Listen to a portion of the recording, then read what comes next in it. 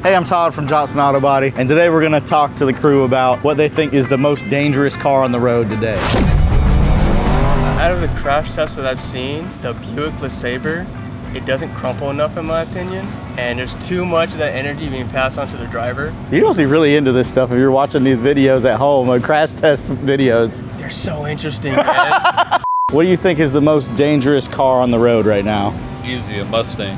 Weight distribution. Okay. Yeah, the rear don't have enough weight. That's why they're crowd killers. I'd probably say a Jeep.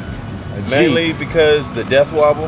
I don't know if it's how they're stanced, I don't know how they're made, but you get 80 miles an hour on the highway, it gets a little sketchy. How does death wobble work? You'll be going 80, and the next thing you know, all right, you're going 60. What do you think is the most dangerous car on the road right now?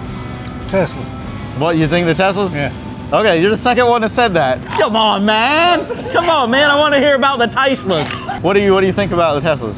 Well, people want to drive their own selves, so. Oh, like the self-driving thing? You think you don't trust? That's probably how I'm gonna go. Yeah. Somebody else said the batteries. That's what they think when you get in a wreck with one, they just explode. Like a Pinto.